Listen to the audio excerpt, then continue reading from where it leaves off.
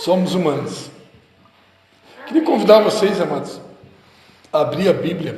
Quem trouxe Bíblia, quiser acompanhar. Eu vou ler contigo, Leia.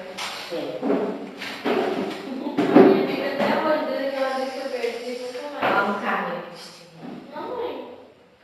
Uma Bíblia tua no carro. Dos jovens. Na porta do carro do pai. De jovens? Mas não é minha.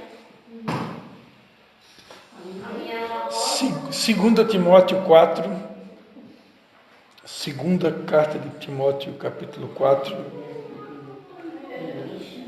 Senta aí.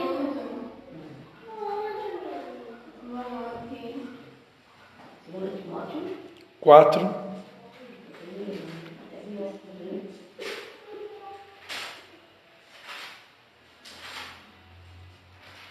A gente vai ler do versículo 5 em diante. Não vai fazer.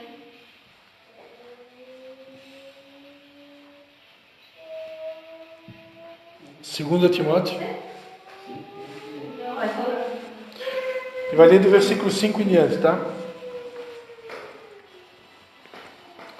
Tu, porém, sê sóbrio em tudo, sofre as aflições, faze a obra de um evangelista, cumpre bem o teu ministério. Quanto a mim, já estou sendo derramado como libação, e o tempo da minha partida está próximo. Combati o bom combate, acabei a carreira, guardei a fé. Desde agora a coroa da justiça me está guardada, a qual o Senhor, justo juiz, me dará naquele dia, e não somente a mim, mas também a todos os que amarem a sua vinda. Amém? Até aqui tá bom. Pai, em nome de Jesus, Senhor, ministra os nossos corações, Pai. Amém. Amém, queridos. Eu queria falar com vocês nessa noite um pouquinho sobre legado. Deus colocou essa palavra no meu coração, legado. E esse texto que eu acabei de ler aqui, ele é o retrato de alguém, aqui no caso Paulo, escrevendo a um discípulo chamado Timóteo. Ele dá algumas instruções para esse discípulo, né? Timóteo, que foi pastor da igreja em Éfeso. Ele deixa aqui algumas instruções. Olha, você seja sóbrio, em tudo que você fizer, seja sóbrio, sofre as aflições, faz a obra de um evangelista, cumpre bem o teu ministério. Aí ele vai dizer, quanto a mim, eu já estou sendo derramado como libação. O tempo da minha partida está próximo, né? Talvez alguém aqui não saiba, né? Segunda carta de Timóteo foi a última carta que São Paulo escreveu. E ali a morte dele estava se aproximando. Então ele sabia que os dias dele estavam contados, né? Porque Paulo foi um cara que ele mexeu com gente grande, né? E quem mexe com gente grande está colocando a cabeça em risco, né? Como foi com João Batista e como foi com o próprio Jesus, né? Então ele sabia que a hora dele estava se aproximando. E aí quando ele vai fazer essa declaração para Timóteo, que a hora dele está se aproximando, ele fala a seguinte frase, uma frase muito conhecida, né? E muitas vezes a gente vê essa frase até nas homenagens que são feitas nas despedidas de irmãos na fé, de irmãos cristãos, né? E a frase é: combati o bom combate, acabei a carreira, guardei a fé. Né? Presta atenção nessa frase. Combati o bom combate, acabei a carreira, guardei a fé. O que essa frase está falando? Essa frase está falando da construção de um legado. Alguém que deixou um legado. Alguém que tinha sido chamado por Deus, e aqui eu estou me referindo a São Paulo, né? Tinha sido chamado por Deus para uma missão aqui na Terra, e essa missão tinha sido concluída. Eu combati o bom combate, né? A carreira da fé, o combate da fé. Por que o combate? Porque a caminhada cristã ela é comparada a uma batalha, uma guerra, né? Tanto é que escrevendo escrevendo aos Efésios, né, um dos textos mais conhecidos da Bíblia, que todo mundo aqui sabe de carteirinha, o apóstolo Paulo vai dizer, né, que nós não temos que lutar contra pessoas de carne e sangue. A luta de vocês não é contra pessoas de carne e sangue. A luta de vocês é contra os principados, as potestades, os poderes do mal nas regiões celestiais, né? As forças do mal nas regiões celestiais. Então, ali escrevendo aos Efésios, Paulo vai dizer que há uma guerra travada. Uma guerra entre o reino da luz e o reino das trevas. Hoje à tarde, né, nós aqui tivemos uma experiência, né? Eu estava conversando com uma pessoa, que a pessoa estava meio oprimida, né? Ela estava meio que uma metralhadora, só despejando coisa ruim. E ninguém estava se defendendo de nada, a gente só estava tentando... Estava tentando entender, né? Uma pessoa perto de nós ali tinha chamado o demônio, e eu falei para a pessoa, no impulso, né? Disse, cara, não chama esse, porque se tu chamar ele vem. E aí uma outra pessoa do lado tentou defender o outro, que estava chamando o demônio. Aí... Nada, aleatório, não era conhecido, nada, ele estava... Enfim, né? É uma batalha, né? No fim, eu tive que concordar com o cara, assim, no sentido para não entrar numa briga, né? Tentar entender a pessoa, né? Mas a verdade é que essa batalha entre o bem e o mal, ela é real, né? Outra vez que você falou aqui, a gente falou, né, sobre um caminho estreito e um caminho largo. Uma porta estreita e uma porta larga. Caminho de vida, um caminho de morte. Então, assim como existe um caminho de vida e um caminho de morte, uma porta estreita e uma porta larga, né, existe também um reino de trevas e um reino de luz, um reino de paz e um reino de ausência de paz, né? Os filhos da luz e os filhos das trevas, né? E há uma guerra constante, né? E essa guerra, ela diz respeito às vidas, né? A salvação de almas, a salvação de vidas. Perante a Bíblia Sagrada, existe um destino bom para aqueles que partem ou descansam em Cristo, e existe um destino ruim para aqueles que estão afastados de Deus, para aqueles que não querem Deus, para aqueles que estão distantes de Deus, né? É assim que nós cremos, é assim que a Bíblia ensina, né? E o que Deus espera, né? Por que Paulo está dizendo aqui para Timóteo? Cumpre bem o teu ministério, faz a obra do evangelista. O que o evangelista faz? O evangelista prega o evangelho. Quem é o evangelista? O evangelista é aquele que prega o evangelho. Por isso ele é um evangelista.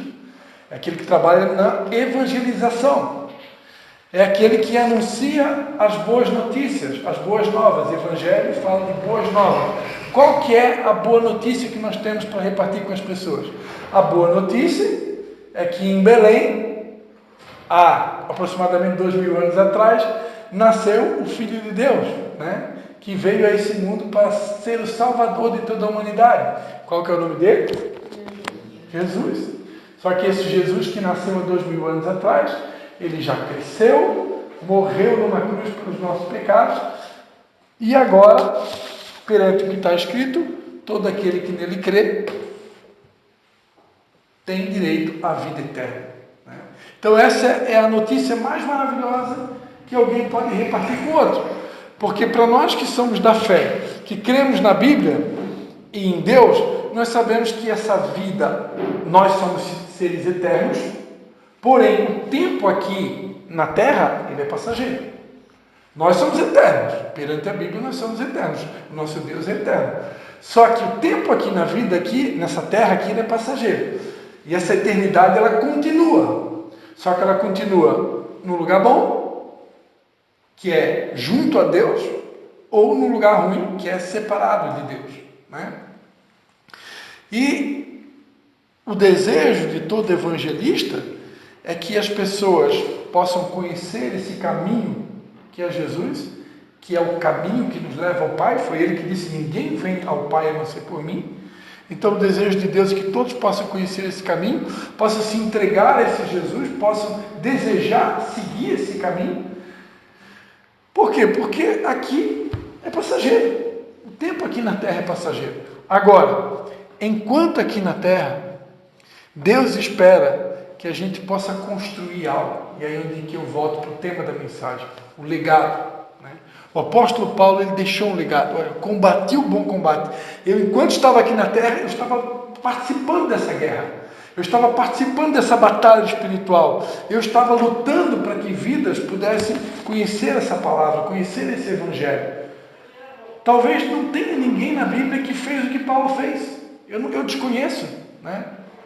Tirando Jesus, né? Porque Jesus, a Bíblia diz no Evangelho de João que se fosse relatado todos os milagres que ele fez, os livros desse mundo não poderiam conter. Está escrito isso, né? Porque Jesus fez muito mais milagres do que está escrito aqui. Ele fez muito mais. Aqui é só uma amostra do que ele fez, né? Agora, tirando Jesus à parte, porque Jesus dispensa comentários e dispensa qualquer tipo de comparação, São Paulo foi o cara que mais fundou igrejas, né? Quem que fundou a igreja de Éfeso, Tessalônica, Colossenses? Quem escreveu a carta aos Romanos? Quem escreveu a primeira e a segunda carta de Timóteo? Quem escreveu a Filemão? Quem escreveu para Tito, né? Possivelmente quem escreveu aos Hebreus, né? Quem escreveu aos Coríntios? Então Paulo era um cara que ele viajava.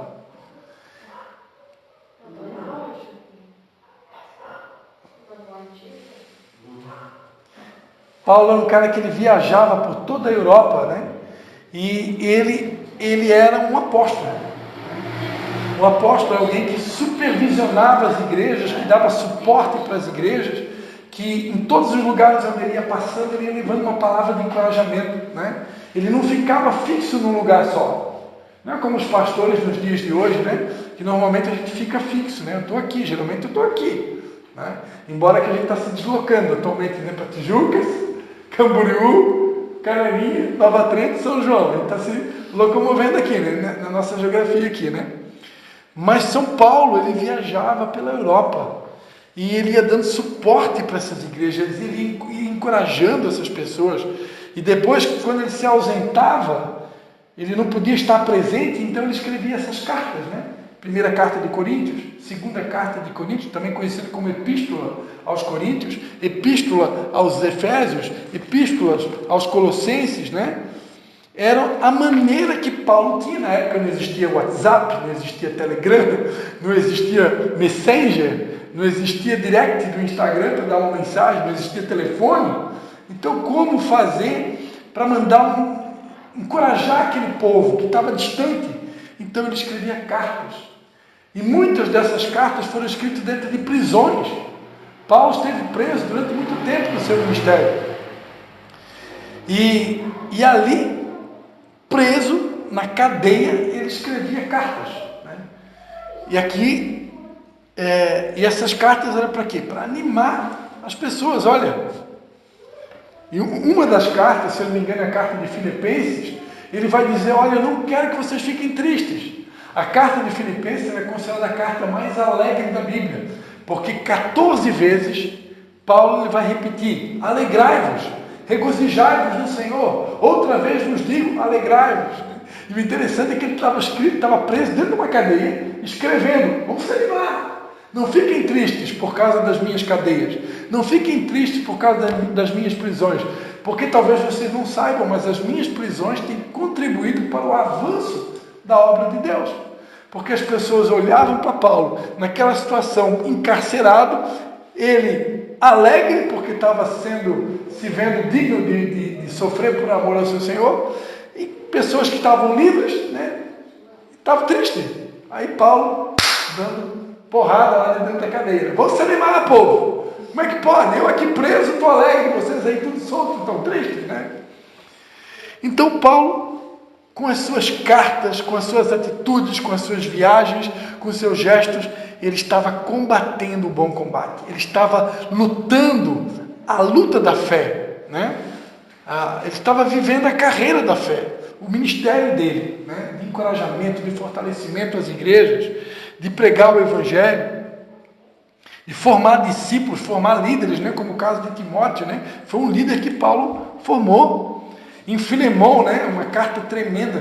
Quem não leu, lê em casa. A carta que tem um capítulo só, né? Paulo escrevendo a Filemão, ele vai contar a experiência de ter gerado um filho para Deus dentro da cadeia, que se chamava Onésimo, né? E ele gerou o Onésimo dentro da cadeia, só que o Onésimo saiu da cadeia antes dele. E aí ele manda uma carta para Filemão, que foi um patrão de Onésimo no passado, e aí Paulo escreve para Filemão: olha, estou mandando Onésimo de volta, e eu quero que você receba ele de volta, porque ele agora não é mais aquela pessoa que você conhecia, ele é agora alguém que se converteu na cadeia, e ele agora é uma nova criatura. Então eu estou mandando ele para ti, Filemão. E ó, se ele está devendo alguma coisa para ti, fica tranquilo que eu, Paulo, vou pagar a conta. Mas por favor, recebe ele como um filho. Um servo de Filemão que tinha saído da casa de Filemão e tinha deixado com certeza dívida, né? E agora Paulo, lá de dentro da cadeia, escreve uma carta para Filemão: eu quero que você perdoe ele e aceite ele de volta, como um filho. E se ele tem alguma despesa contigo, lança na minha conta. E interessante nessa carta que Paulo vai dizer: eu estou pedindo em nome do amor. Paulo não estava mandando, não estava obrigando, não estava intimando, estava pedindo, né? Então, amados, São Paulo foi esse homem, né, que construiu esse legado, né? Por isso, aqui ele pode dizer, né, acabei a carreira, guardei a fé. Desde agora, né, a coroa da justiça me está guardada, a qual o Senhor, justo juiz, me dará naquele dia. E não somente a mim, mas também a todos que amaram a sua vinda. Aí ele vai dizer, né, procura vir ter comigo depressa, porque Demas me abandonou. Olha a situação do cara. Demas me abandonou, amando o presente século, e foi para Tessalônica. Crescente também me abandonou, foi para a Galácia. Tito também me abandonou, foi para a Dalmácia. Só Lucas está comigo. Olha só, os amigos do cara. Os amigos da onça, né? Demas abandonou, Crescente foi para a Galácia, né? Tito foi para a Dalmácia, só Lucas está comigo. Sozinho. Só tinha um amigo. Só tem Lucas aqui comigo. Agora toma a Marcos e traze contigo, porque me é muito útil para o ministério. Quanto a Tíquico, enviei-o para Éfeso. Quando vieres, traz a capa que deixei em Troade, na casa de Carpo, e os livros, principalmente os pergaminhos. Alexandre, o latoeiro, causou-me muitos males. Vida de missionário não é fácil. Tinha um tal de latoeiro lá que causou muitos males. O Senhor me pague segundo as suas obras. Tu também guarda-te dele, porque resistiu muito às nossas palavras. Aqui ele está dizendo para Timóteo: vigia com o latoeiro, vigia com o Alexandre, porque esse latoeiro aí de crente não tem nada, e só tem capinha de cordeiro, mas por trás é um lobo. Pensa que é fácil? E essa é a vida de alguém que serve a Deus, né? Muitas vezes preso numa cadeia, se sentindo sozinho, abandonado por muitos, né? Só que volta ao versículo 7. Combati o bom combate, acabei a carreira, guardei a fé. Eu quero fazer uma pergunta. Se Jesus viesse hoje, né, será que a gente teria algo para deixar para a humanidade? Será que eu teria construído um legado? Será que as pessoas, se elas estivessem agora, nesse exato momento, lá na capela mortuária, velando o nosso corpo, o que as pessoas iriam falar? Quais seriam os comentários dessas pessoas? Será o que eles estariam conversando nesse exato momento? Eu passei ali agora na capela mortuária, né? Estavam velando 2 pessoas, né? Agora de tarde. Na hora eu não pensei nada disso, a inspiração está vindo aqui agora, né? Mas se fosse nós que estivesse lá agora, né, sendo velado, o que as pessoas estariam comentando a nosso respeito? Será que nós teríamos construído algo, deixado uma memória, deixado um legado, em que as pessoas pudessem dizer, olha, aquela pessoa fez o bem, aquela pessoa ela foi diferente, aquela pessoa ela construiu algo, ela deixou algo para a humanidade, né? Hoje, sempre que Deus me dá essas mensagens para compartilhar, vocês sabem que tudo é gravado, né? E está sendo colocado lá no meu canal do YouTube, já são mais de 3.000 mensagens, eu calculo talvez mais de 5.000 se for considerar Instagram, WhatsApp, eu não tenho mais como contar, né? Mas eu penso muito nisso, né? O que me dá força para fazer isso e não parar e não desistir jamais é essa palavra que o Espírito Santo tem ministrado ao meu coração. Christian, mesmo que ninguém te ouça, mesmo que aparentemente sejam poucas pessoas que estão dando crédito ao que tu fala, né? O profeta Isaías, que foi o profeta que mais escreveu sobre Jesus Cristo, no capítulo 53 ele começa dizendo assim, quem deu crédito à nossa pregação? Eu fico imaginando que um profeta que começa uma frase usando essa frase, né? Quem deu crédito à nossa pregação é porque possivelmente poucas pessoas ouviram ele, né? Jeremias, quem já leu o livro do profeta Jeremias, uma pessoa ouviu ele. E pensa no profeta, né? Que deu a cara para bater, né? Considerado o homem das lágrimas, né? Profeta chorão. Ele escreveu um livro inteirinho só de choro, chamado na Bíblia de Lamentações de Jeremias. É um livro só de choro.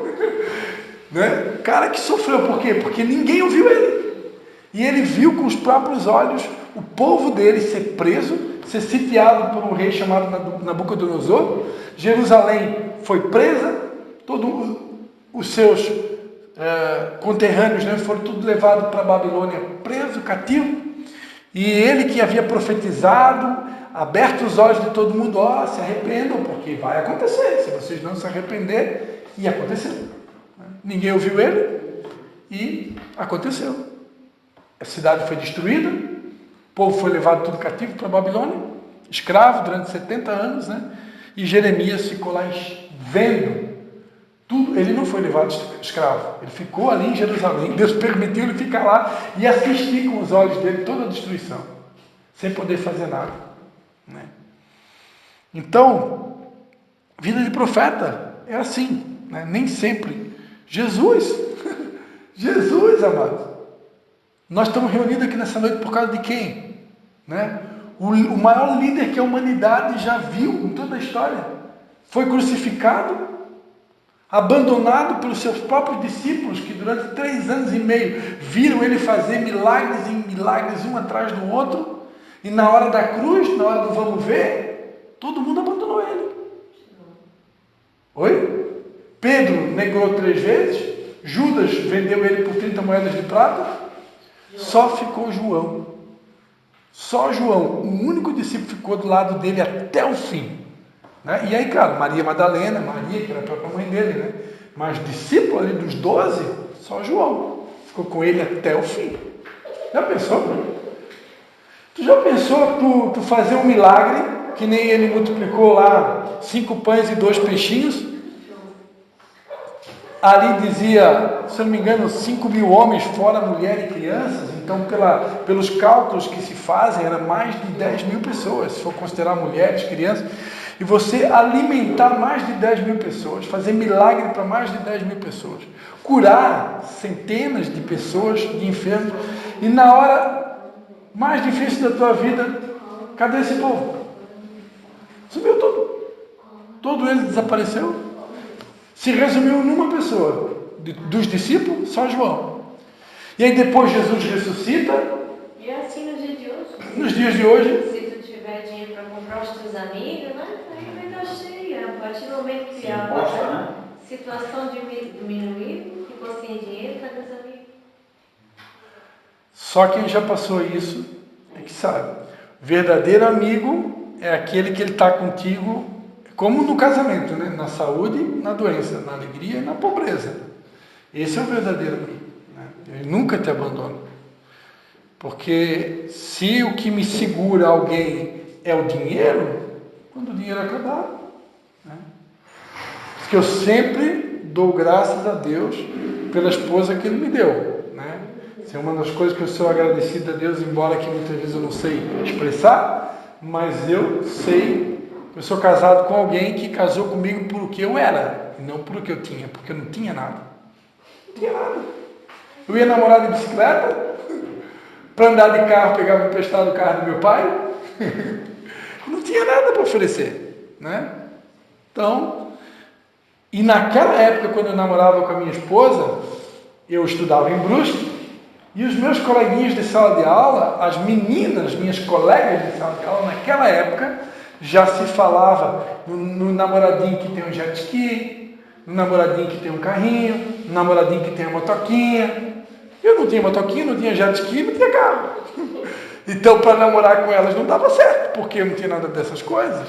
Tanto é que eu nunca namorei com ninguém de Brusque, nunca tive uma namorada de Brusque. Né? E vou morrer sem ter, né? Agora já estou casado. Né? Glórias a Deus. Então, amados. Mas é porque ela não gostava de água. Meu Deus, nós ia para a praia e eu sempre gostei de nadar, né? E eu, quando eu ia para nadar, eu gostava de nadar lá para o fundão, né? 1 quilômetro para dentro, né? Do mar adentro, né?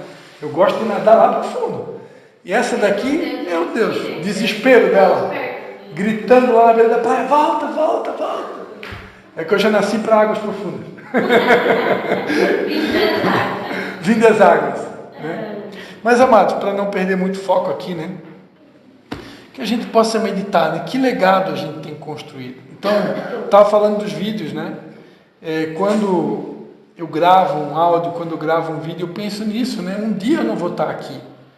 E eu quero deixar alguma coisa, né? Eu acredito no arrebatamento. A Bíblia fala sobre o arrebatamento. O que é o arrebatamento? A Bíblia ensina que Jesus um dia ele vai voltar. Esse mesmo Jesus que esteve aqui na terra. Um dia ele vai voltar. E a Bíblia diz que ele vai voltar com seus anjos dos 4 cantos da terra e vai nos buscar para ele. Isso a Bíblia chama de arrebatamento, né? E olha só, eu ler pelo menos uma passagem, né?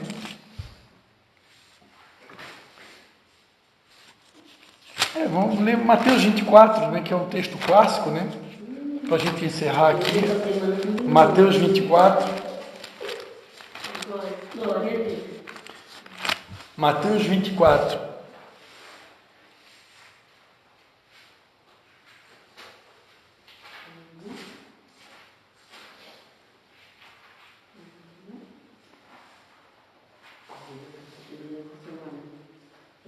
Eu vou ler a partir do versículo 21, né? Aqui o versículo 21 ele já está falando do período da tribulação, né? Que vai vir sobre a terra, né? Aí aqui ele diz assim, ó: pois haverá, e nós acreditamos que o que está acontecendo hoje, né? Essas doenças, coronavírus, esses maremotos, como aconteceu lá em Brumadinho, aconteceu aqui em Santa Catarina, no Rio do Sul, né? Aconteceu lá no Rio Grande do Sul. Nós acreditamos que isso já são princípios das dores. É o que antecede o pior que está por vir, né? Mas olha o que diz no versículo 21. Isso aqui são palavras de Jesus, né? Aqui falando sobre a tribulação que vai vir sobre a terra. Pois haverá então grande aflição, como nunca houve desde o princípio do mundo. Até agora nem haverá jamais. Ou seja, vai vir um período de grande aflição. O que a gente está vivendo agora não é uma grande aflição. Está vivendo agora é só um começo. Vai ter é dores de parto, né? É dores de parto, né? Aí ele diz aqui, ó: se aqueles dias não fossem abreviados, que dá a entender que é um período curto, né? Perante a Bíblia, a grande tribulação são 3 anos e meio. Então 3 anos e meio passa muito rápido, né? Se aqueles dias não fossem abreviados, nenhuma carne se salvaria. Mas por causa dos escolhidos serão abreviados aqueles dias. Dá uma sensação que vai passar rápido, né? Porque vai ser muita dor. Então. Aqui está sendo abrigado porque está importando, né? Então, se alguém vos disser, olhai, o Cristo está aqui ou ali, não me deis crédito, pois surgirão falsos cristos e falsos profetas, e farão tão grandes sinais e prodígios, que se possível for, enganariam até os escolhidos. Vai ter uma espécie de bruxos, magos, pessoas falando em nome de Deus, que vão fazer sinais, prodígios tão poderosos, que vão até enganar muita gente, né? Prestai atenção, eu vou-lo tenho predito. Portanto, se vos disserem, olhai, ele está no deserto, não saiais. Ou olhai, ele está no interior da casa, não acrediteis. Pois assim como o relâmpago sai do oriente e se mostra até o ocidente, e assim será também a vinda do Filho do Homem. Como um relâmpago sai do oriente e se mostra até o ocidente, assim vai ser a vinda do Filho do Homem. Ou seja, o dia que Jesus voltar, todo mundo vai ver. Quando o relâmpago, né, ele relampeja lá, a gente olha para o céu, todo mundo vê. Então assim vai ser a volta de Jesus. Onde estiver o cadáver, aí se ajuntarão os abutres. Logo depois da aflição daqueles dias, o sol escurecerá, a lua não dará a sua luz, as estrelas cairão do firmamento e os corpos celestes serão abalados. Aí diz aqui, o versículo 30, então aparecerá no céu o sinal do Filho do Homem, e todos os povos da terra se lamentarão, e verão o Filho do Homem vindo sobre as nuvens do céu, com poder e grande glória. Ele enviará os seus anjos com grande cangor de trombeta, os quais ajuntarão seus escolhidos desde os quatro ventos, de uma até a outra extremidade dos céus. Então aqui está falando do arrebatamento. Jesus vai vir nas nuvens com os seus anjos ao toque da trombeta e os anjos a ajuntar os escolhidos. E eu creio que nós vamos subir nas nuvens e vamos nos encontrar com Jesus. Eu creio que isso, o texto aqui de Mateus 24, ele não necessariamente ele está escrito numa sequência lógica, tá? Para entender melhor esse texto aqui. Não necessariamente que isso aqui está numa sequência lógica. Nós cremos que essa vinda de Jesus, ela acontece antes da tribulação. Nós não vamos passar por essa tribulação. Em Apocalipse capítulo 3, versículo 10, quando Deus dá uma carta para a igreja de Filadélfia, né? Ele vai dizer o seguinte, ó, visto que guardaste a palavra da minha perseverança, também eu te guardarei da hora da tribulação que há de vir sobre todo o mundo para provar os que habitam sobre a terra. Então aqui é uma carta só à igreja de Filadélfia, mas eu creio, tem outros textos na Bíblia, só peguei esse aqui como exemplo, né? Tem vários outros textos na Bíblia que deixa claro que a tribulação, essa grande tribulação que vai vir sobre a terra não é para os escolhidos. Imagina, né, que Deus vai permitir que a gente passe por isso. Então eu não acredito nisso. Eu acredito que nós vamos ser livres da tribulação. Só que a tribulação vai vir. E aí, por que a importância? Para concluir o meu raciocínio, né? Por que a importância de um legado, né? De deixar um legado para a humanidade? Porque durante a tribulação, se é verdade que nós vamos ser arrebatados, a igreja não vai estar mais aqui na terra. Então essas pessoas que vão ficar aqui para a tribulação, não vai ter mais ninguém para evangelizar elas. A igreja não vai estar mais aqui. Então, eu acredito muito no legado que a gente vai deixar para essas pessoas, né? Aquelas pessoas que ouviram, receberam a mensagenzinha do WhatsApp lá do pastor Cristo, né? O chato, né? Que fica mandando mensagem de manhã, de tarde, de noite, né? Eu tenho certeza que naquele momento eles vão lembrar. Eles vão lembrar, agora eu sei, o chato estava tentando me despertar, o chato estava tentando me acordar, o chato estava tentando me alertar que essa vida aqui é passageira, né?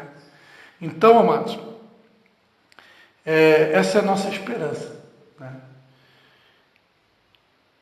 E nós, né? Será que cada um de nós está construindo algo? E eu quero encerrar essa minha fala com uma frase que eu já escutei de muitas pessoas, né?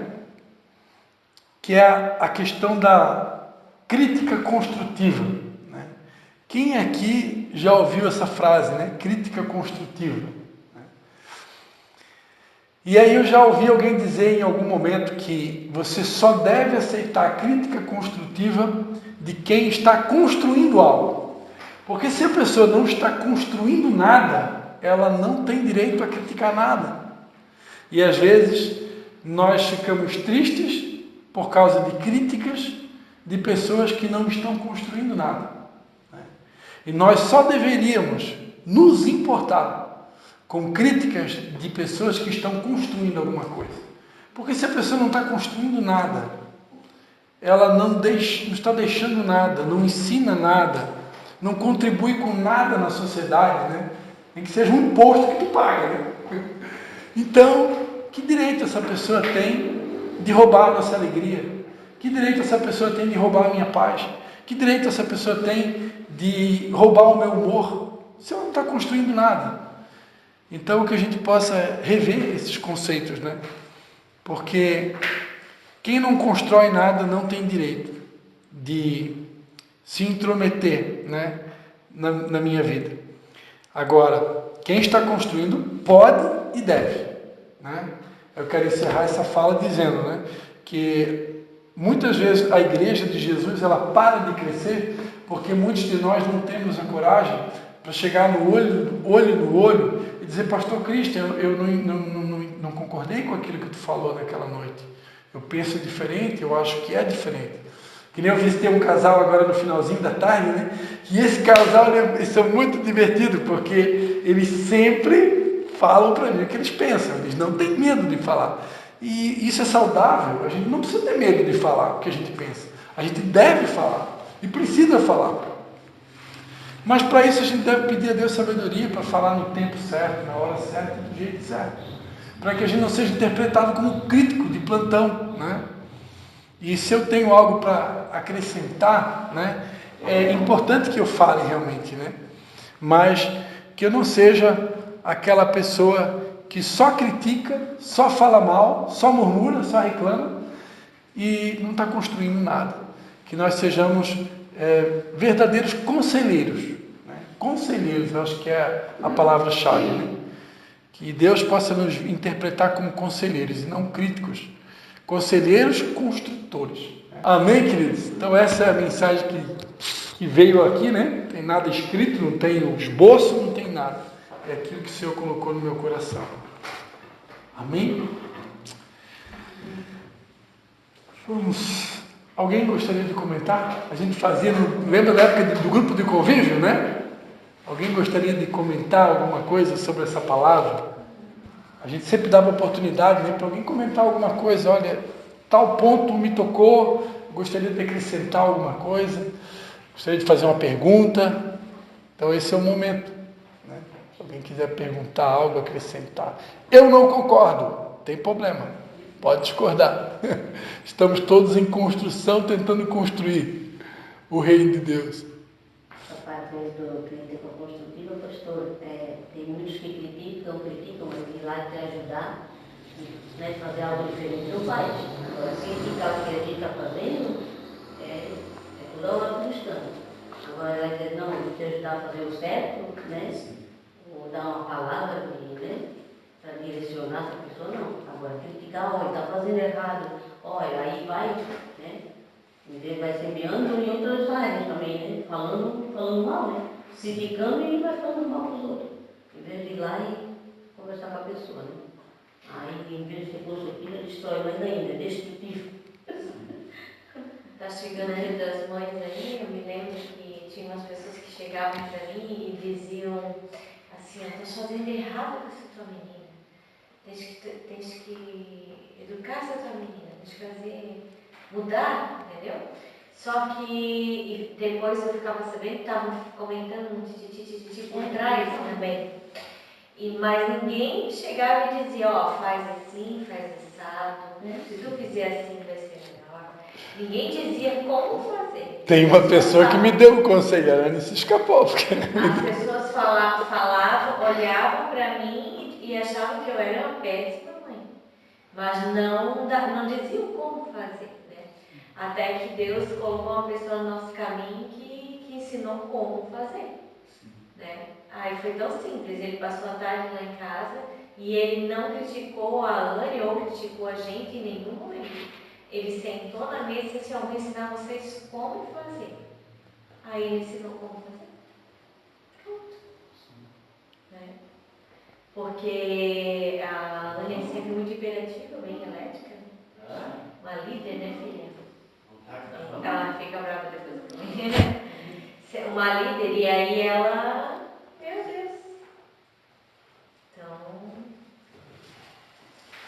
foi um aprendizado. Até falei, gravei um videozinho falando, né, que ó, ninguém nasce pronto, ninguém nasce pronto. A gente vai aprendendo com... Né? Aí teve uma pastora que chegou lá em casa e quando eu ganhei o Levi, ela disse assim, agora que tu vai aprender como fazer. Ela disse, quando eu contei algumas coisas para ela, ela pegou e disse, agora que tu vai aprender, porque o primeiro a gente erra mais, ela disse, o segundo tu vai aprender como fazer. Aí ela disse assim, tu não vai educar esse menino, tu não vai falar assim pra ele? Eu disse, ué, contigo tu não queria. Pergunta pra ele, quem que ensinou você a dividir aqui? A mana.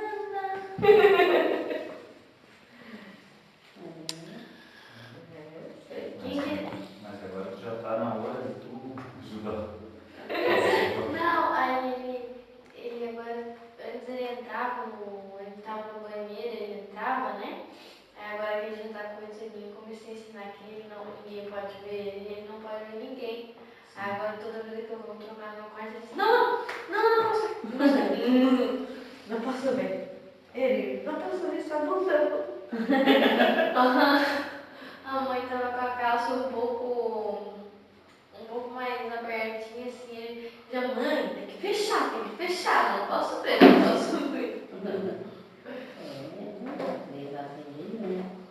Mas ele é esperto, né, pai? Ele é esperto mesmo. Que ele é Ele É não um apanha, foguete. nunca precisa apanhar. Porque ele obedece. Ele é espertinho também. Ele é esperto. Ele é bem esperto. Só ele sentir que ele vai apanhar, ele já vem, te beija, te abraça, tu começa a dizer, eu te amo, pai, eu te amo, mãe, eu te amo, eu te amo, eu te amo. Aí tu faz, como é que tu vai bater numa criatura dessa? Mas ele pega e muda, né? Ele não faz nem nada Mas fazer. pra ver como, né? Aí eu já não considero que era bonito. Antes de você, eu vou contar um, vou contar dois, vou contar três. Ele fazia. Oi? Cadê o Jotune? Cadê o quê? Eu acho que a minha menina Tule? disse assim, então. Tule? Ela tem tule? Como é que eu vou dizer? Ela é assim. Oi? Determinada. Determinado. A minha mulher. Personalidade mais forte, né? A minha mulher também é assim. Eu acho até mais coisa que eu imagino assim. Que algumas mulheres fazem e ela faz. Eu acho que a minha menina já vai vir assim igual ela. Determinada, assim, sabe? Tu é líder, a tua esposa é a líder nata também, então não tem como a fruta cair muito longe do pé. É, também. Então, Ah. amém? Vamos agradecer a Deus pelo aniversariante, né? Nós temos aniversariante hoje.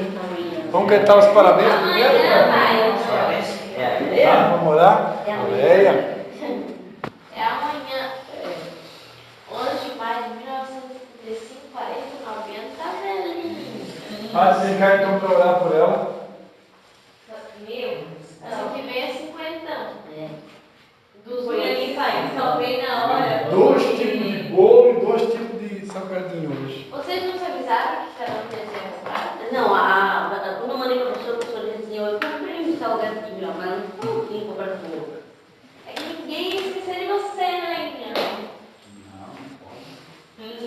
Vamos olhar Tá, primeiro, então depois vamos tu orar. pega ali. Depois nós Tá cantamos os lá, parabéns e a gente pega as coisas aqui. Fica lá no alto. Formiga tá ouvindo? A amiga surmiga, talvez tem. Tá fechado. Agradecer a Deus, então. Sim. Pai, em nome de Jesus, nós queremos te louvar, Senhor, pela tua palavra. Obrigado, Senhor, que o Senhor nos ajude a colocar em prática, Senhor. Tudo aquilo que nós aprendemos aqui esta noite, nos ajuda, Senhor, a colocar em prática. Queremos te louvar, queremos te agradecer pela vida da Leninha, Senhor. Amanhã ela está completando mais um ano de vida, com saúde, com a paz, com a tua presença na vida dela, Senhor. E nós te agradecemos por isso. Pedimos que o Senhor derrame toda a sorte de bem sobre a vida dela, saúde, Senhor, para continuar. Pai, que os sonhos que ela tem possam se cumprir, Pai, em nome de Jesus. Concede os desejos do coração dela, Senhor. Nós te agradecemos por essa amizade de tantos anos, Senhor. Obrigado, Pai, pela força que ela tem, por ser essa amiga verdadeira, como nós comentamos aqui, Senhor. Que mesmo na dor ou na dificuldade esteve do nosso lado. Muito obrigado pela vida dela, que o Senhor continue, ó Deus, abençoando todos os dias da sua vida, em nome de Jesus. Amém. Amém.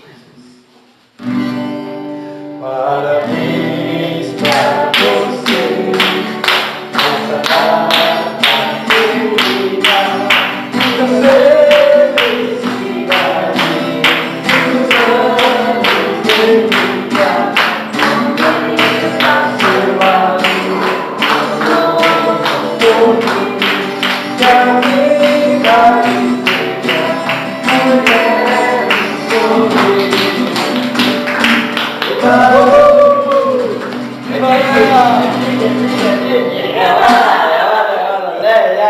Discurso! 40 aí? Não! Parte! Não entrega.